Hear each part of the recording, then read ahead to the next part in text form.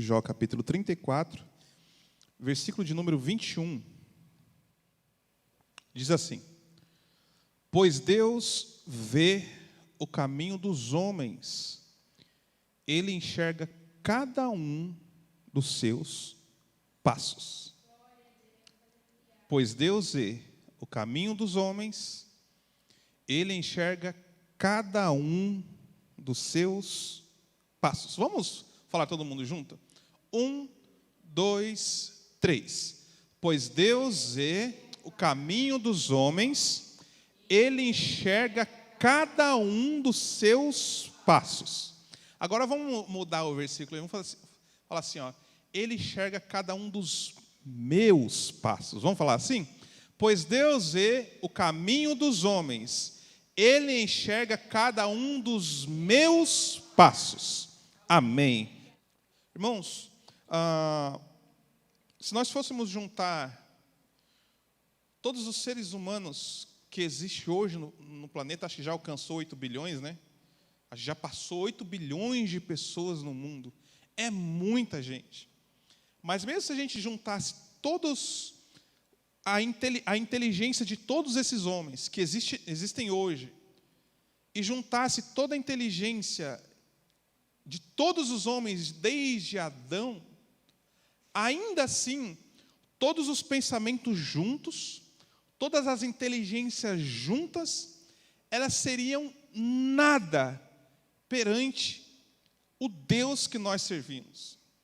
Veja que Deus, Ele conhece o caminho dos homens. Aí Ele está abrangendo, né?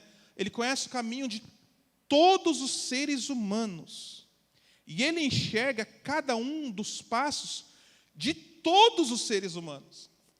Ele enxerga cada um dos passos de todos, desde Adão até o último homem que vai nascer antes da consumação de todos os tempos.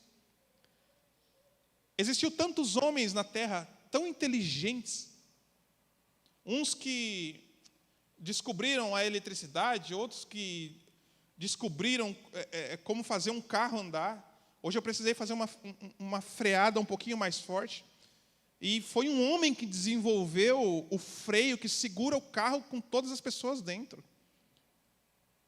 É muita potência, é muita inteligência, é muita sabedoria. Mas mesmo juntando todas essas sabedorias juntas, não chega nem próximo, nem perto do Deus que nós servimos. Hoje tem relógios, né, que você compra relógios smart, que enquanto você vai andando, o relógio vai contando os seus passos. O relógio sabe quantos passos você deu naquele dia. Mas Deus enxerga quantos passos todos os homens, de todas as eras, de todos os tempos, homens, mulheres, crianças, jovens, adultos, idosos, todos, Deus enxerga todos os passos de todos os homens, de todos os tempos. E Jesus vai falar assim que o Senhor cuida até dos passarinhos. Então a inteligência, os olhos de Deus, Ele enxerga todos os passos de todos os homens. Ele enxerga todas as criaturas que foram criadas por Ele desde o início da criação. E não é que Deus, conforme o tempo vai passando, Deus vai enxergando os homens conforme eles vão nascendo. Não. Lá antes de criar o mundo, Deus já enxergou você aqui hoje. Deus já enxergou os seus passos hoje, quando Ele criou a humanidade lá atrás. Deus já enxergou os passos da geração que vai vir depois de nós, se é que vai ter uma geração depois de nós. O nosso Deus, Ele já viu todas as coisas. E quando a gente começa a pensar nisso, a nossa mente não alcança isso. A nossa mente não consegue compreender um Deus tão grande assim. No mesmo livro de Jó, vai falar que Deus pega todas as águas do oceano, todas as águas, imagine todas as águas do oceano, há uns anos atrás, ou uma década atrás, eu não me lembro exatamente o ano, teve um tsunami, ele invadiu uma cidade, né? E era tanta água, irmãos, que destruiu a cidade, matou muitas pessoas. Era muita água. Quando você vai na praia, você olha o mar, você está tendo um pequeno vislumbre do que é um grande oceano. Em 1912, afundou aquele barco gigante, era o Titanic. E o homem que criou aquele barco falou assim, olha, esse barco é tão grande e tão poderoso, tão gigante, tão cheio de tecnologia, que nem se Deus quisesse esse barco afundar. O homem menosprezando a força daquilo que Deus criou. Um mar gigante. Mas a Bíblia diz que o nosso Deus pega todos esses mares juntos com a concha da sua mão. É só assim, ó, pronto, ele pegou todas as águas do oceano, dos oceanos. E muitas vezes a gente limita esse Deus. Em Provérbios 15, 3, diz assim, os olhos do Senhor estão em toda parte, observando atentamente os maus e observando atentamente os bons. Olha só, os olhos do Senhor estão em toda parte. Quando Jonas estava dentro do ventre daquele grande peixe, ele podia pensar assim, Senhor, o Senhor me abandonou. Ninguém está me vendo. Aí Deus fala assim, olha, os meus olhos, Jonas, estão em toda parte. Ele está te vendo até dentro desse grande peixe. Quando Elias foi se esconder numa caverna, talvez ele pensou, agora é o meu fim, agora não tem mais jeito, nem Deus pode me enxergar aqui. Elias, os meus olhos estão em toda parte. Em Salmos 34, versículo 15, diz assim, aí a gente vai ver uma diferença. Em Provérbios a gente viu que os olhos do Senhor estão sobre todos, né? Sobre os maus e sobre os bons. Mas veja só, Salmo 34, 15. Os olhos do Senhor voltam-se para os justos, e os seus ouvidos estão atentos ao pedido de socorro, ao grito de socorro dos justos. Os olhos do Senhor estão sobre os maus e sobre os bons, mas os olhos do Senhor voltam-se, dão mais atenção, enxergam mais os justos, e os ouvidos do Senhor estão atentos ao grito de socorro dos justos. Aleluia. É o Senhor nos falando nessa manhã, ó, meu ouvido está atento, ó, ao seu grito de socorro. Os meus olhos estão voltados para você. Os meus olhos estão atentos a você. Mas no Salmo 139, tem um texto que é mais intrigante ainda. Versículo 16 do Salmo 139 diz assim: os teus olhos viram o meu embrião.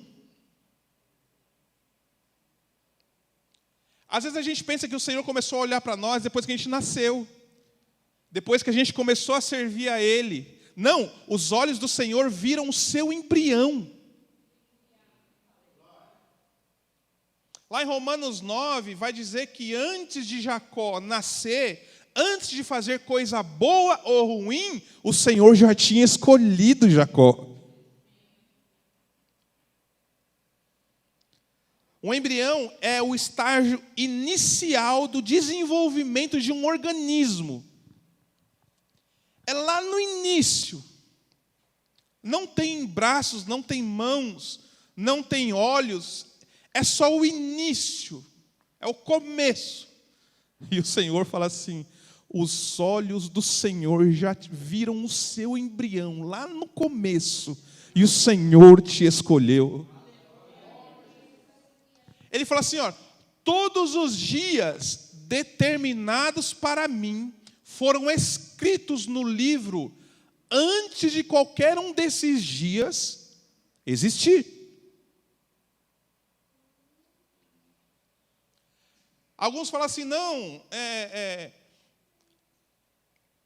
pode acontecer alguma coisa e você morrer antes do tempo, ou você viver mais. A Bíblia diz que os dias, olha só, todos os dias determinados para mim foram escritos no teu livro antes de qualquer um desses dias existir. A nossa mente, o nosso pensamento não chega a isso. A gente não consegue entender isso. Mas antes de toda a criação, o Senhor já nos viu. Antes de toda a criação, o Cordeiro já havia sido morto por nossa causa. Antes da criação, o Senhor nos viu sentado nessa manhã aqui, dando glórias e honras ao nome dEle. O Senhor viu cada banco deste lugar antes dEle criar o mundo. É algo glorioso, irmãos, é algo profundo, é algo que a gente não vai entender. Quando a gente começa a pensar na mente do Senhor, como o Senhor nos vê, como o Senhor nos ouve, como que um Deus tão grandioso desse nos dá a oportunidade de adorar a Ele. Como que um Deus tão poderoso desse, um Deus que tem anjos o servindo, tem anjos o adorando, tem seres celestiais o adorando. Como que um Deus desse tão poderoso escolhe pessoas tão falhas e pecadoras como nós para estarmos aqui nessa manhã rendendo graças e honras ao nome dEle? A gente não entende, não dá para entender isso. O Senhor não nos escolhe por causa da nossa família. O Senhor não nos escolhe porque a gente é alto, porque a gente é baixo, porque a gente é mais magro, porque a gente é mais gordo. O Senhor não nos escolhe porque a gente sabe mais ou porque a gente sabe menos. O Senhor nos escolheu antes da gente ter forma. O Senhor nos escolheu antes da gente nascer. Antes de a gente ser um embrião, o Senhor já nos escolheu. Aleluia. Isso, irmãos, só tem uma palavra que resume isso. É misericórdia. Porque Ele não tinha nada, Ele não viu nada em nós para que nós merecêssemos ser escolhidos de Deus. Faz uma análise, olhe para dentro de você, fala assim, o que eu tenho de bom para que o Senhor me escolha? Aos nossos olhos a gente vai falar assim, não, mas eu sou esforçado. Eu procuro fazer tal coisa. Eu procuro me esforçar nisso. Ou eu procuro me esforçar na leitura, eu procuro me esforçar no louvor, ou eu faço isso mais do que o outro. Não é por nada disso que o Senhor te escolheu. O Senhor te escolheu porque Ele teve misericórdia da sua vida. Talvez essa palavra misericórdia para nós, ela não consiga, a gente não consegue ter a profundidade do que significa Deus ter misericórdia de nós. Mas quando a gente vai olhar para a parábola do rico e do Lázaro, a gente começa a entender um pouquinho quão grande é a misericórdia de Deus para nós. A gente vê que Lázaro foi para um lugar muito bom. Só que a gente vê que o rico, por causa dos seus atos, das suas atitudes, ele foi para um lugar onde o que ele mais desejava, o que ele mais queria, era uma gota de água para molhar os seus lábios.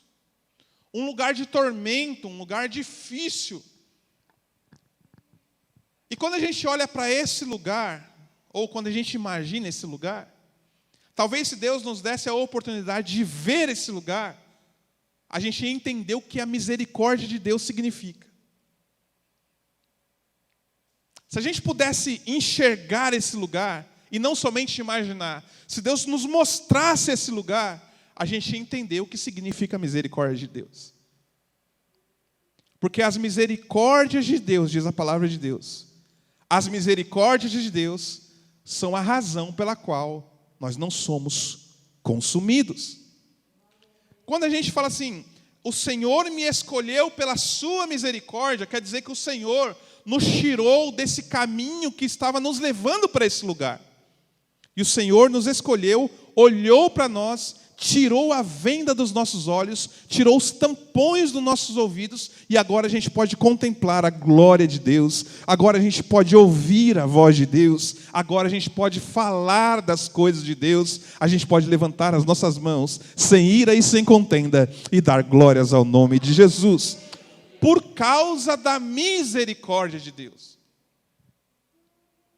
É só por isso, não é pelos nossos méritos, não é pelo que a gente faz ou deixou de fazer, não é porque a gente faz mais ou faz menos, é pela misericórdia. Ele olhou e teve misericórdia de nós. Então, só pela misericórdia de Deus, nós já podíamos agradecer a Deus nessa manhã. Só pelas misericórdias de Deus, a gente já tem milhões de motivos de dar glórias ao nome de Jesus. Você pode falar assim, olha, hoje eu não recebi nenhuma bênção material, mas eu entendi o que é a misericórdia de Deus para a minha vida. Por isso eu abro a minha boca e glorifico ao nome de Jesus. Ah, mas não recebeu bênção nenhuma? Não, mas eu entendi o que é a misericórdia de Deus para a minha vida. Misericórdia de Deus. Aleluia. Em 1 Samuel, o Senhor vai nos mostrar que ele até chama a atenção de Samuel. Porque Samuel, veja só, Samuel era um grande profeta e juiz em Israel, uma grande autoridade. Homem poderoso em Israel. Ele era a voz de Deus em Israel. Mas mesmo assim ele não conseguia enxergar como Deus enxergava. Eu quero trazer para os irmãos aqui o olhar de Deus para os seus escolhidos, o olhar de Deus para a sua igreja, o olhar de Deus para os seus filhos. Samuel vai à casa de Jessé, capítulo 16, versículo 7, para ungir o novo rei. Só que ele começa a olhar para alguém forte. Eu falo assim, não, para ser um rei de Israel, precisa ser alguém alto como Saul era alto.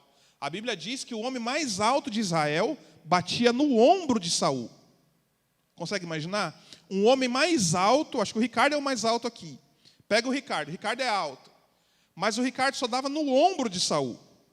De tão alto que Saul era. Então Samuel pensou, para ser um rei que vai substituir Saul, precisa ser alguém alto, alguém forte, alguém poderoso. Então Samuel, na sua cabeça, vislumbrou um rei, imaginou um rei, e ele estava projetando no filho mais forte de Jessé, o novo rei. Aí Deus fala assim para ele, olha, Samuel, não considere a sua aparência, nem a sua altura, pois eu rejeitei esses altos, eu rejeitei esses fortes. Aí o Senhor fala assim, olha, eu não vejo como o homem vê. O homem vê a aparência, mas o Senhor vê o coração. Aí você pensa assim, olha, eu fazer alguma coisa para o Senhor? Eu vou ser alguém de destaque na obra do Senhor? Eu nem sei falar direito, eu não tenho estatura, eu não tenho potência na voz. Eu não sou uma pessoa eloquente, eu não consigo ir na frente, eu não consigo. O Senhor não vê como o homem vê. O Senhor contempla o que tem aí dentro do seu coração. Ele contempla. É que assim, a gente olha para nós mesmos, que a gente nunca acha que a gente vai conseguir. A gente nunca acha que a gente tem condições. A gente nunca acha que a gente vai dar conta de fazer. Aí o Senhor te fala assim, olha, eu não vejo como você vê. Em Romanos 8, 27, a primeira parte diz assim, olha, o Senhor é aquele que sonda os corações. 1 Samuel falou assim, mas o Senhor vê o coração. Romanos 8, 27 diz, o Senhor é aquele que sonda o coração. Em Jeremias 17 fica melhor ainda, Jeremias 17, 10. O Senhor diz assim: eu sou o Senhor que sonda o coração e examina a mente. Deu para entender? O Senhor é aquele que sonda o coração e examina a mente. Olha só, tem médicos hoje que tem uma cirurgia que é... Eu nem sei como é que é o nome da cirurgia. Eles abrem a cabeça, eles tiram o couro cabeludo, aí eles cortam o crânio da pessoa, tira a tampa do crânio e eles começam a mexer no cérebro da pessoa. É até aí que vai a inteligência do homem, mexer na carne, mexer no que é físico. O Senhor diz assim, olha, eu examino a mente do homem. Eu examino os pensamentos dos homens. E não o pensamento que ele está tendo naquele momento. Eu examino todos os pensamentos de todos os homens, de todas as eras, desde o primeiro pensamento que ele teve até o último pensamento que o homem vai ter. Eu examino todos os pensamentos de todos os homens. Esse é o Deus que você serve, irmãos. Glória a Jesus.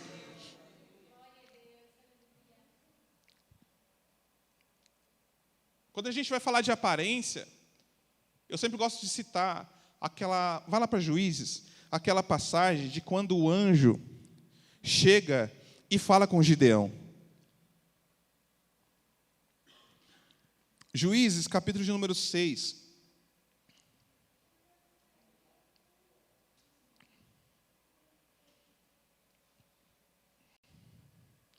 E a resposta que Gideão dá para o anjo do Senhor, muitas vezes é a resposta que a gente dá para nós mesmos quando a gente olha no espelho. A gente fala assim, não dá, eu não consigo, eu não tenho capacidade. Tem tal pessoa que faz isso muito melhor do que eu. Tem pessoas que têm toda a desenvoltura necessária para fazer algum serviço, ou a inteligência necessária para fazer tal coisa. Eu não tenho condições, eu não vou conseguir. É a mesma coisa que Gideão falou para o anjo do Senhor. Por vezes a gente chega aqui e fala assim, olha, o Senhor já deu o livramento. Aí você fala assim, mas como o Senhor deu o livramento, se eu ainda estou passando por essa situação?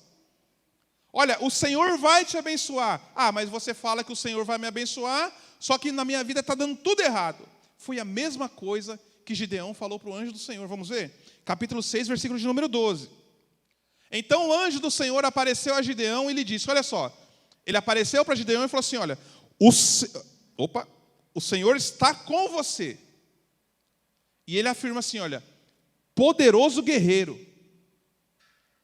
O anjo apareceu para ele e falou assim, olha, o Senhor está com você e você é um poderoso guerreiro. Versículo 13. Senhor, Gideão respondeu, se o Senhor está conosco, por que aconteceu tudo isso? Não é assim? Olha, Deus vai trazer uma bênção para você hoje. Você é um crente forte. Mas eu sou crente forte? Está tudo dando errado na minha vida. Como você fala que eu sou um crente forte? Eu nem consigo ler a Bíblia direito. Eu nem consigo entender a Bíblia direito. Quando eu vou sentar, ajoelhar para orar, a minha mente vai longe. Às vezes eu estou orando e quando eu estou orando, eu estou pensando no que eu tinha que fazer em casa, ou que eu deixei de fazer no serviço. Como você fala que eu vou ser um crente forte? Poderoso guerreiro, o Senhor está com você. Gideão fala assim, mas se o Senhor está comigo, por que aconteceu tudo isso? Aí ele vai questionar o anjo do Senhor. Senhor, onde estão as suas maravilhas que os nossos pais nos contam, quando dizem, não foi o Senhor que nos livrou do Egito?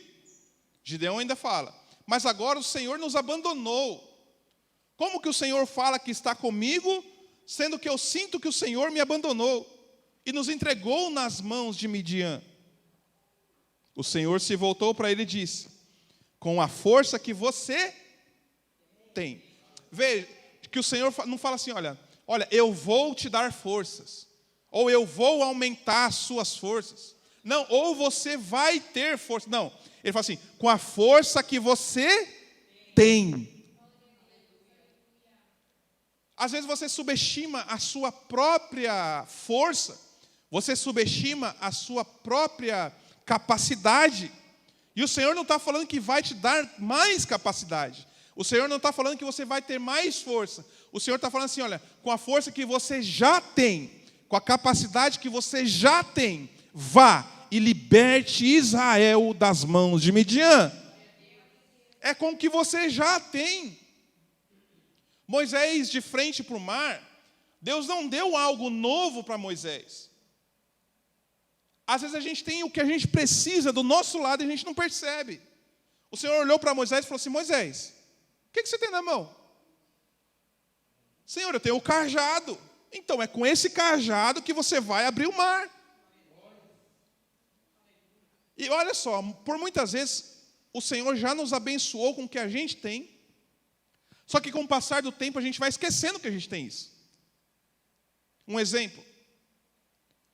As maravilhas, os milagres que Moisés e Arão fizeram das 10 pragas, o que ele fez diante de Faraó foi usando o cajado dele.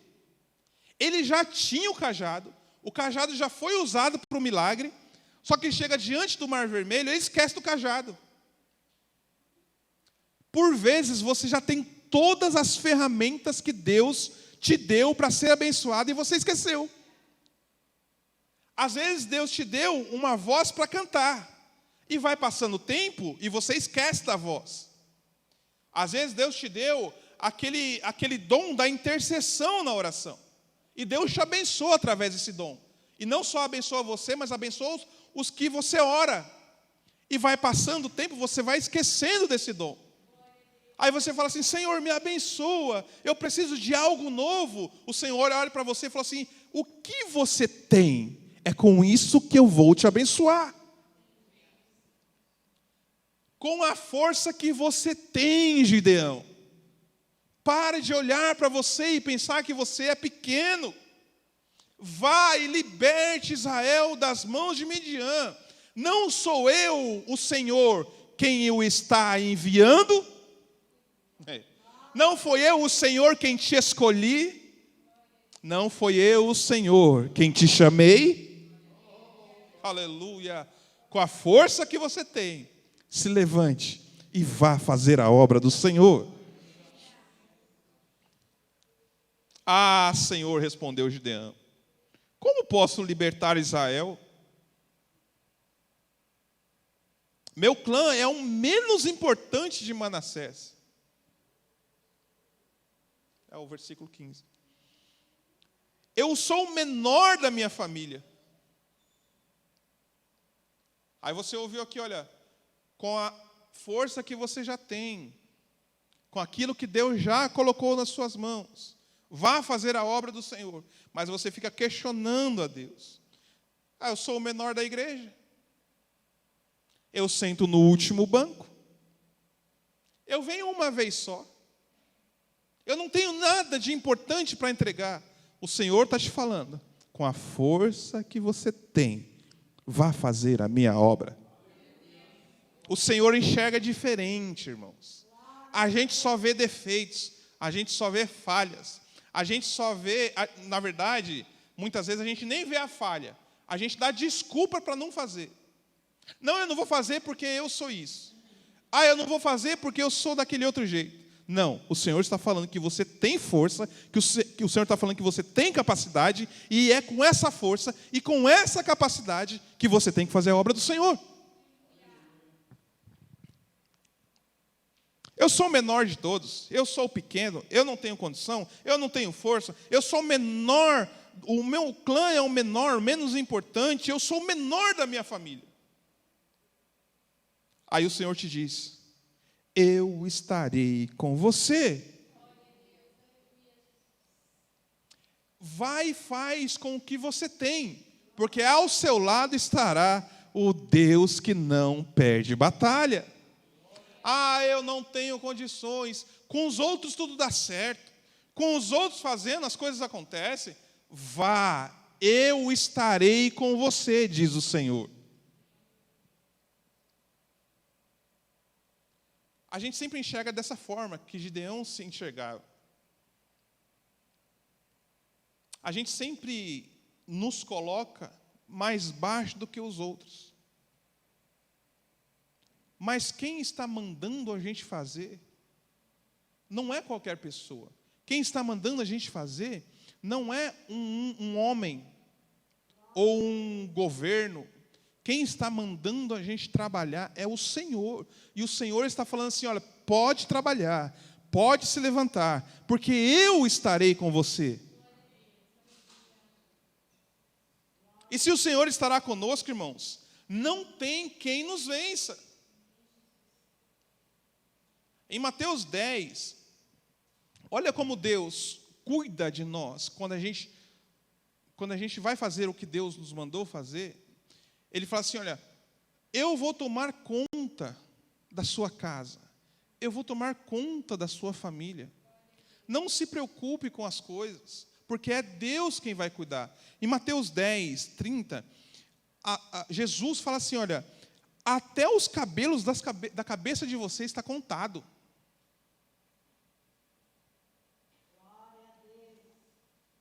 Até os cabelos da nossa cabeça, Deus conta.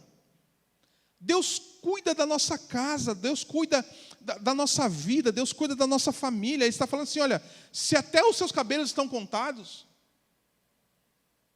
a sua vida está toda em minhas mãos. A sua vida está sendo cuidada por mim. Eu estou à direita do Pai, intercedendo por você. O meu espírito está gemendo por você. O meu espírito está te dando condições de orar. O meu espírito está te dando condições de fazer. Não somente a sua força é necessária, mas eu te dou forças nesta manhã para que você trabalhe para mim. O Senhor nos fala que a gente já tem a força necessária. E Ele também nos fala que que deu o Espírito Santo para cada um de nós, para nos ajudar, para potencializar a força que nós temos. Então não há desculpa, irmãos, para que nós não nos levantemos e trabalhemos para o Senhor. Não há desculpa para que nós não nos levantemos e usamos aquilo que Deus já nos deu para fazer a obra do Senhor. Para sermos crentes verdadeiros, servos do Senhor. Nós, irmãos, não somos... Você viu o terceiro texto que nós lemos? A gente viu que o Senhor, os olhos deles estão olhando diferente para aqueles que não servem, quanto para aqueles que servem. Salmo 34, 15. Os olhos do Senhor voltam-se para a minha igreja, e os seus ouvidos estão atentos ao seu grito de socorro.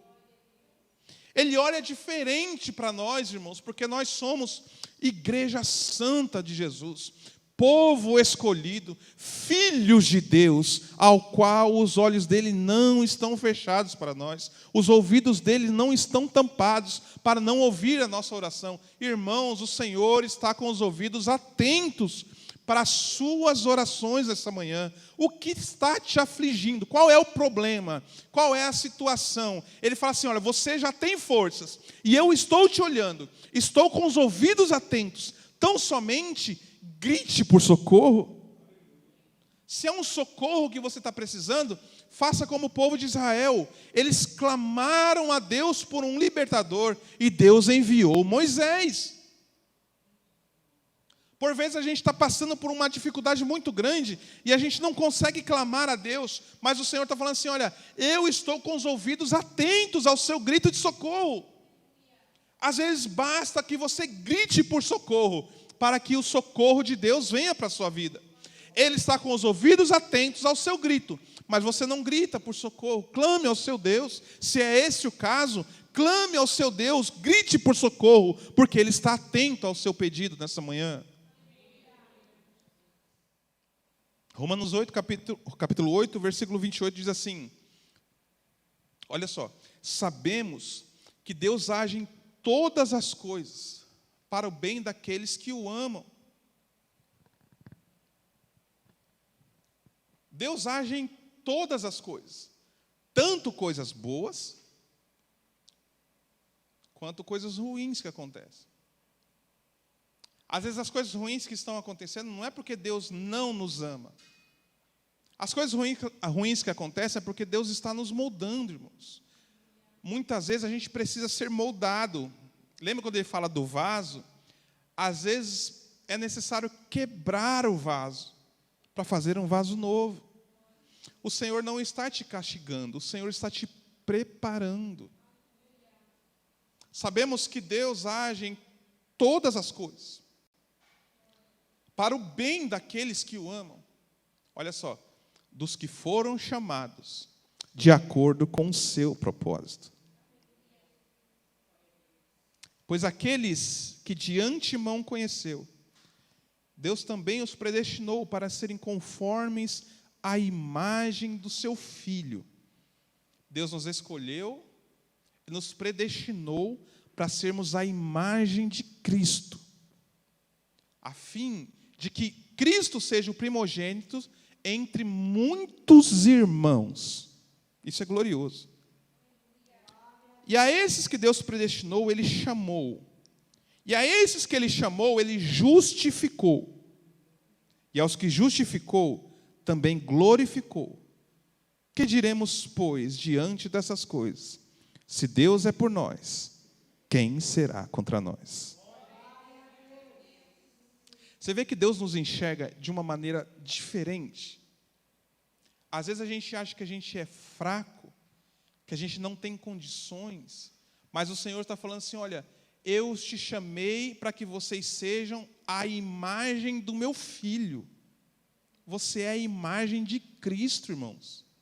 Como que você pode se menosprezar, sendo que você é a imagem de Cristo? Como você pode se menosprezar, se a palavra diz assim, olha, se Deus é por nós, se Deus está conosco, quem pode ser contra nós? Quem pode ir contra nós, se Deus está do nosso lado? Não se menospreze mais, pare com isso. Não diga que você não tem condições, pare com isso. Porque quem está do seu lado é o Deus Criador dos céus e da terra. Pare de dizer que você não tem mais condições, que você não consegue. Você é a imagem e semelhança do Deus de Israel. Em Filipenses 4:4, ele vai nos ensinar, Paulo vai nos ensinar, para que a gente não fique cabisbaixo. O crente não anda cabisbaixo. Ele diz assim, ó, alegrem-se sempre no Senhor. Seja na situação boa, ou seja na situação ruim, alegre-se sempre no Senhor. E ele vai reforçar, novamente direi, alegrem-se. Alegre-se, irmãos. O culto nosso não pode ser um culto morto. O nosso culto tem que ser um culto alegre. Não é um culto bagunçado. É um culto alegre. Pessoas alegres. Você precisa ser uma pessoa feliz. Ah, mas está tudo dando errado. Alegrem-se sempre no Senhor. Lembra do filho da viúva? Estava morto.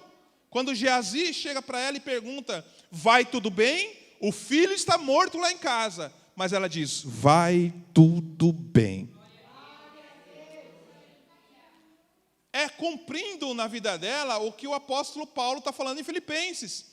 Alegrem-se sempre no Senhor. É para se alegrar sempre.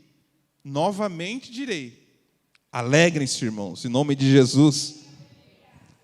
Filipenses 4:11 e 13, eu podia ler só o 13, mas a gente gosta de ler texto e contexto, né? O 11 diz assim, olha, não estou dizendo isso porque esteja necessitado, pois aprendi a adaptar-me a toda e qualquer circunstância. Sei o que é passar necessidade e sei o que é ter fartura. Aprendi o segredo de viver contente em toda e qualquer situação, seja bem alimentado, seja com fome, tendo muito ou passando necessidade. Tudo posso naquele que me fortalece. Alegrem-se sempre. Novamente vos direi, alegrem-se, em nome de Jesus. Hoje eu estou cabisbaixo porque as coisas estão indo de mal a pior. Lembre-se, alegrem-se sempre.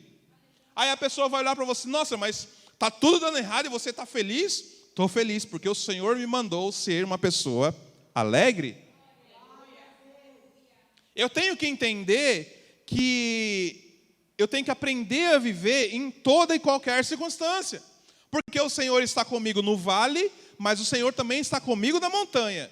O Senhor está comigo no deserto, mas o Senhor também vai estar comigo em Canaã. O Senhor está comigo na dificuldade, mas o Senhor também estará comigo na bonança. O Senhor está comigo na fartura, mas o Senhor também está comigo na necessidade. O Senhor está comigo tendo muitas roupas, mas o Senhor também está comigo tendo escassez de roupa. Tudo posso naquele que me fortalece. Glória a Deus, aleluia. Aleluia. Glória a Deus. E eu fico feliz porque quando a gente estava vivendo aquele período de dificuldade extrema, nós estávamos adorando ao Senhor. Agora que a situação melhorou um pouquinho, nós estamos adorando ao Senhor do mesmo jeito. Glória a Deus. E podemos dizer que até aqui o Senhor tem nos ajudado. Até aqui o Senhor tem nos fortalecido, nos mantido de pé. Porque o Senhor diz que se a gente for fiel no pouco, o Senhor vai nos dar muito. Se a gente for feliz, passando um pouquinho de dificuldade, tem um texto que o apóstolo Paulo fala assim, olha, esse período leve e momentâneo, o período leve e momentâneo do apóstolo Paulo foi ser chicoteado, ser apedrejado, ser preso, sofrer naufrágio, açoites, ser caluniado, ter o seu apostolado. Já pensou, irmãos? Você está pregando o evangelho em vários lugares e as pessoas duvidando do seu chamado, as pessoas te acusando pelas coisas que você fez no passado. Era isso que o apóstolo Paulo estava falando. E ele ainda fala assim, olha, os nossos sofrimentos leves e momentâneos não são comparados com a glória que o Senhor preparou para cada um de nós. Então, novamente vos direi, alegrem-se no Senhor. Aleluia. Essa semana vai ser uma semana diferente para você, porque você vai ficar com essa palavra gravada na sua mente. Alegre-se no Senhor. Qualquer coisa que acontecer na semana, você vai ouvir, alegrem-se sempre, toda e qualquer circunstância, porque eu posso todas as coisas no que me fortalece. Eu posso passar por todas essas coisas, porém eu vou estar alegre. Em Eclesiastes 3:1 diz que para tudo há uma ocasião certa, há um tempo certo para todo o propósito debaixo do céu. Eu não sei qual é o tempo que você está, mas para esse tempo que você está, existe um propósito de Deus para a sua vida. Existe um período de ensinamento, existe um período de aprendizado, e às vezes é necessário estar no deserto para aprender algumas coisas. E sempre quando está no deserto, é o local em que você vai ver mais milagres de Deus. Sempre que estiver no deserto, é o local, é o momento em que você vai ver mais as mãos de Deus estendidas sobre a sua vida.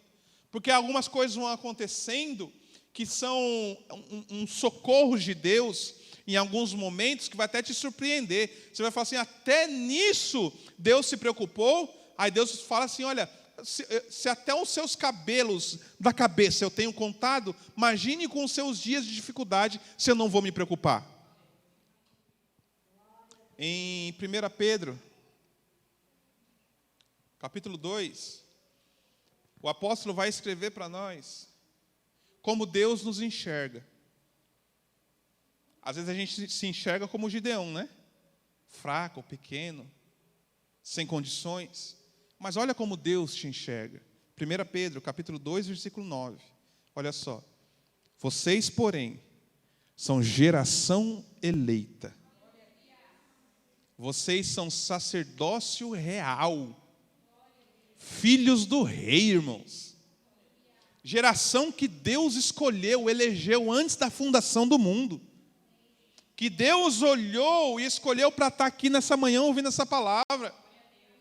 Geração eleita, sacerdócio santo, nação santa, povo escolhido de Deus. Povo escolhido de Deus não é para fazer qualquer coisa, não. É povo escolhido de Deus para anunciar as grandezas daquele que os chamou das trevas para a sua maravilhosa luz. Bendito seja o Deus e Pai de nosso Senhor Jesus Cristo, que nos abençoou com todas as bênçãos espirituais nas regiões celestiais em Cristo. Eu vou ler de novo.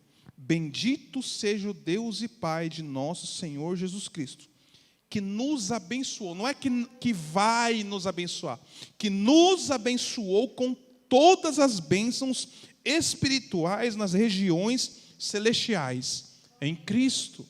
Olha só. Porque Deus nos escolheu nele antes da criação do mundo. Mas por que Deus nos escolheu antes da criação do mundo? Ele nos escolheu antes da criação do mundo para nós sermos santos e irrepreensíveis em sua presença. Nós estamos aqui diante de Deus, na presença de Deus. Não só aqui, nós vivemos na presença de Deus. Lembra? Os olhos do Senhor estão por toda parte. Ele contempla cada um dos nossos passos. Ele examina a nossa mente. E quando eu leio esses versículos, irmãos, eu confesso que dá um medo. Não dá um medinho? Deus contempla todas. Ele examina a nossa mente, conhece todos os nossos pensamentos. Deus, Ele enxerga cada um dos nossos passos. Ele enxerga nossos passos na segunda, Ele enxerga nossos passos na terça, Ele sabe dos nossos pensamentos na quarta, na quinta. Ele enxerga cada um dos passos e examina cada um dos pensamentos de toda a nossa vida. Não dá o medo? Já pensou se o Senhor fosse nos julgar pelos nossos passos e pelos nossos pensamentos? Chegou o dia que o Senhor vai julgar para ver quem entra no céu. Vamos lá, Ele vai pegar a igreja, a Assembleia de Deus, Oliveiras. Aí Ele vai chamar cada um de nós. Vamos lá, vamos ver todos os pensamentos da sua vida. Vamos ver todos os passos da sua vida. Quem aqui seria salvo? Levanta aí a mão, quem vai ser salvo? Não, se for pelos pensamentos e pelos passos, você não vai ser salvo, não. Mas as misericórdias de Deus, irmãos, elas estão estendidas sobre as nossas vidas. Deus é tão santo que bastaria um pecado nosso para a gente ser condenado. Um. Quantos pecados você tem? Dá para contar? Não dá para contar, não, irmãos. E bastaria um para a gente ser condenado. Um. Você entendeu a importância da misericórdia de Deus? Você entendeu a importância do sangue de Cristo derramado? Eu não tinha marcado esse texto, mas vá lá para Romanos 4. Esse texto é maravilhoso. Romanos capítulo 4, irmãos.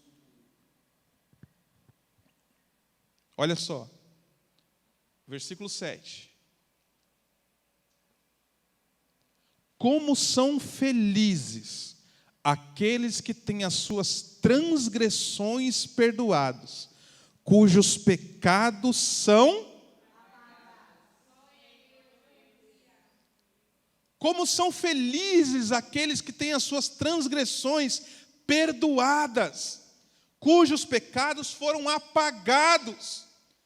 A Bíblia diz em Romanos 8, portanto, já não há condenação para aqueles que estão em Cristo Jesus. Você entendeu o que é a misericórdia de Deus?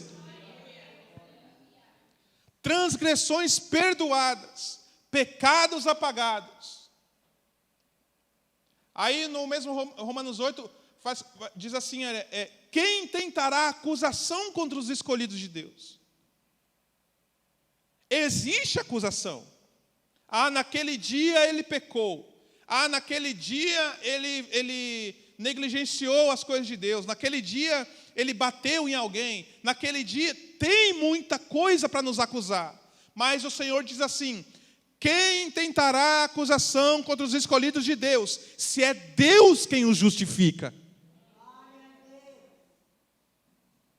Ah, mas eles pecaram. Sim, pecaram. Mas os pecados deles foram apagados. Vai lá em Hebreus 11. Não ia falar nada disso, mas o Senhor está mandando falar. Hebreus 11, olha só. Perdão, Hebreus 10. Diz assim, olha, Hebreus 10, versículo de número 16. 15. O Espírito Santo também nos testifica a este respeito. Primeiro ele diz: esta é a aliança que farei com eles. Depois daqueles dias, diz o Senhor, porei as minhas leis em seu coração e escreverei-as em sua mente. E o Senhor ainda acrescenta: dos seus pecados e iniquidades não me lembro mais. Aí você me pede assim: eu quero um motivo para agradecer a Deus. Está aí, olha. E acrescenta o Senhor: dos seus pecados e iniquidades eu não me lembro mais. Aleluia. Por isso que eu agradeço a Deus toda vez que eu pego esse microfone. Senhor, obrigado por este momento. Volta lá para Efésios 1 e 3, vamos finalizar. Bendito seja o Deus e Pai do nosso Senhor Jesus Cristo, que nos abençoou com todas as bênçãos espirituais nas regiões celestiais em Cristo. Porque Deus nos escolheu nele antes da criação do mundo, para sermos santos e irrepreensíveis em sua presença. Em amor, nos predestinou para sermos adotados como filhos, por meio de Jesus Cristo, conforme o bom propósito da sua vontade. Porque o Senhor nos chamou, porque Ele teve, por causa do bom propósito da sua vontade, para o louvor da sua gloriosa graça, o qual nos deu gratuitamente no amado. O que você fez para merecer? Qual que é o mérito que Ele viu em você? Ele te escolheu para louvor da sua gloriosa graça, a qual nos deu gratuitamente. Aleluia. Nele temos a redenção por meio do seu sangue. Não é pelo que a gente fez, não é pelo que a gente faz, não é pelo que a gente tem potencial. É nele que nós temos a redenção por meio do seu sangue, o perdão dos nossos pecados, de acordo com a riqueza de acordo com as riquezas da graça de Deus, a qual Ele derramou sobre nós, com toda sabedoria e entendimento, e nos revelou o mistério da sua vontade. Você tem noção do que isso, da importância disso que eu estou lendo? E nos revelou o mistério da sua vontade, de acordo com o seu bom propósito que Ele estabeleceu em Cristo, isto é, de fazer convergir em Cristo todas as coisas, celestiais ou terrenas, na dispensação da plenitude dos tempos. Nele fomos também escolhidos, tendo sido predestinados, conforme o plano daquele que faz todas as coisas segundo o propósito da sua vontade. Por que Ele nos escolheu? Porque Ele faz do jeito que Ele quer. Porque Ele faz todas as coisas segundo o propósito da sua vontade, a fim de que nós, os que primeiros esperamos em Cristo, sejamos para o louvor da sua glória. Para que eu fui chamado? Para que eu existo? Para o louvor da glória de Cristo. Até rimou, né? Quando vocês ouviram e creram na palavra da verdade, olha que glorioso isso. Quando vocês ouviram e creram na palavra da verdade, o evangelho que os salvou, vocês foram selados em Cristo com o Espírito Santo da promessa. Eu vou ler de novo. Eu vou te dar mais uma oportunidade. Quando vocês ouviram e creram na palavra da verdade, o evangelho que os salvou, vocês foram selados em Cristo com o Espírito Santo da promessa. E olha o mais interessante, ó. Esse selo é a garantia da nossa herança até a redenção daqueles que pertencem a Deus para a glória do louvor, para o louvor da sua glória. O selo que ele nos... Olha, volta lá no 13. Quando a gente ouviu e quando a gente creu na palavra da verdade, o evangelho que nos salvou, Jesus Cristo nos selou. A gente foi selado com o Espírito Santo da promessa para... Pode ir. E esse selo é a garantia, irmãos. Nós temos garantia da nossa herança no céu. Lembra quando o Senhor falou, vou preparar lugar? Ele nos deixou o Espírito Santo como garantia que esse lugar é para nós. Ele nos deixou garantia de quando Ele voltar, nós vamos subir para estar com Ele. Nós olhamos para nós mesmos como pessoas fracas, pessoas sem condições, mas o Senhor está olhando para nós e nos dizendo, olha, vocês têm o selo da promessa, vocês têm o selo do Espírito Santo, vocês têm garantia de salvação na presença do Senhor. Você não é qualquer um, você é um selado com o Espírito Santo. Pare de olhar no espelho e pensar que você não é ninguém, que você é qualquer pessoa. Você é uma pessoa selada com o Espírito Santo da promessa. E você é um dos que pode dizer, eu tenho garantia de herança. Ah, você pode dizer assim, meu pai não deixou nenhuma herança para mim. O meu pai não deixou nada, partiu e não deixou nada para mim. Não tem problema, irmãos, você tem uma garantia eterna, uma casa celestial, a salvação da sua alma. O Espírito Santo é a sua herança. Ah, aleluia. Glória a Deus. Glória a Jesus. Que é a garantia da nossa herança até a redenção daqueles que pertencem a Deus. Só essa palavra já é motivo de agradecer também. Diga assim, eu pertenço a Deus. Eu pertenço a Deus. Glória a Deus.